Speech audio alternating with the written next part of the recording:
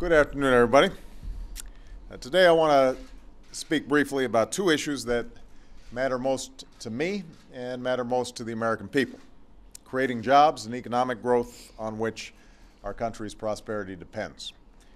Yesterday's job report showed that despite 11 consecutive months of private sector job growth, despite creating more than 1 million private sector jobs this year, it's not enough. We have to do more to accelerate the economic recovery and create jobs for the millions of Americans who are still looking for work. And essential to that effort is opening new markets around the world to products that are made in America, because we don't simply want to be an economy that consumes other countries' goods.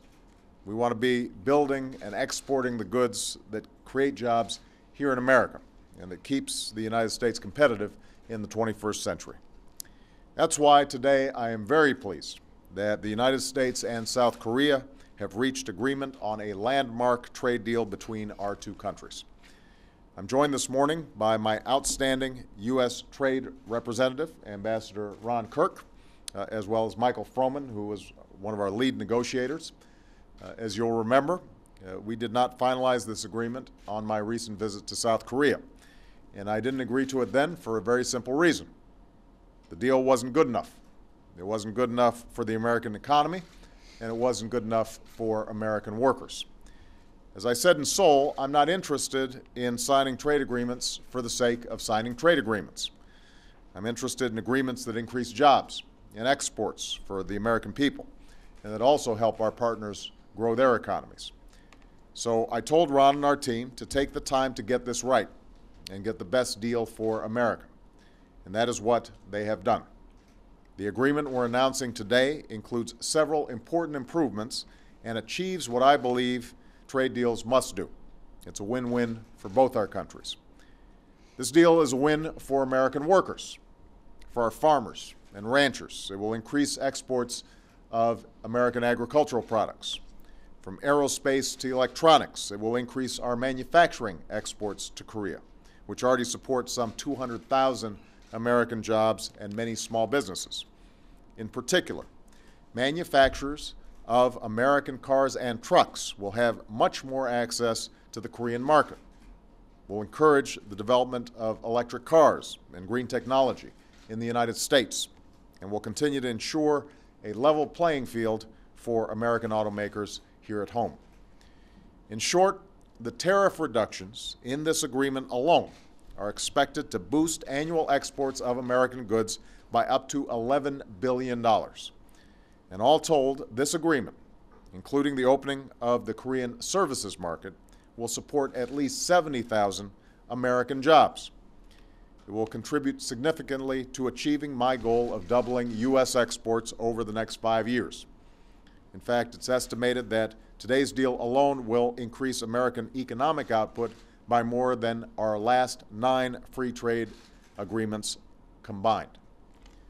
Now, this deal is also a win for our ally and friend, South Korea. They will gain greater access to our markets and make American products more affordable for Korean households and businesses, resulting in more choices for Korean consumers and more jobs for Americans. I would add that today is also a win for the strong alliance between the United States and South Korea, which for decades has ensured that the security that has maintained stability on the peninsula continues.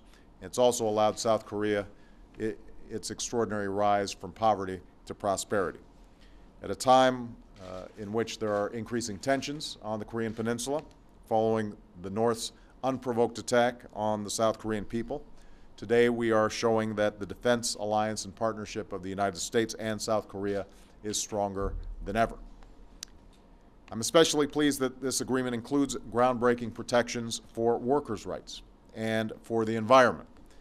In this sense, it's an example of the kind of fair trade agreement that I will continue to work for as president in Asia and around the world. This agreement also shows that the United States of America is determined to lead and compete in our global economy. We're going to stand up for American companies and American workers, who are among the most productive and innovative in the world. And we're going to compete aggressively for the jobs and markets of the 21st century.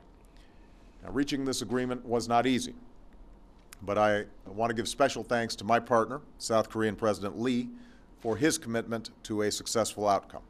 And again, I want to thank Ron and Mike for their outstanding work and their entire team for their tireless efforts. They were up late a lot of nights over the last several months.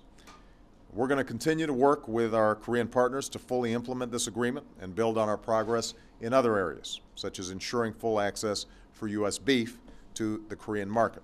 And I look forward to working with Congress and leaders in both parties to approve this pact. Because if there's one thing Democrats and Republicans should be able to agree on, it should be creating jobs and opportunity for our people. Which brings me to the other issue I want to address. Earlier today, the Senate voted on 2 provisions to extend tax cuts for the middle class. And I'll admit, I am very disappointed that the Senate did not pass legislation that had already passed the House of Representatives to make middle-class tax cuts permanent. Those provisions should have passed.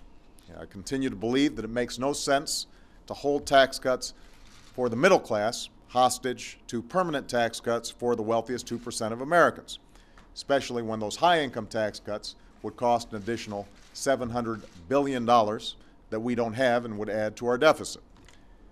But with so much at stake, today's votes cannot be the end of the discussion.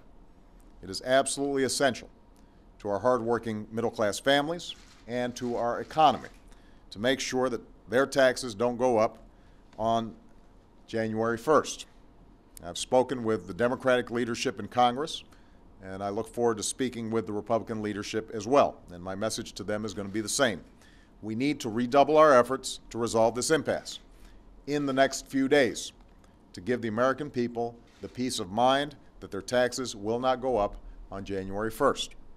It will require some compromise, but I'm confident that we can get it done, and the American people should expect no less. As we work our way through this issue, we must not forget that last week some 2 million Americans who have lost their jobs also saw their unemployment insurance expire right in the middle of the holiday season.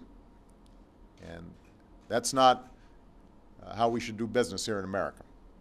I believe it is simply wrong to even consider giving permanent tax breaks to the wealthiest Americans while denying relief to so many Americans who desperately need it and have lost their jobs through no fault of their own. So we are going to continue to work on this issue through the weekend into early next week, and I'm going to be rolling up my sleeves with the leaders of both parties in Congress. We need to get this resolved, and I'm confident we can do it. Thank you very much, everybody.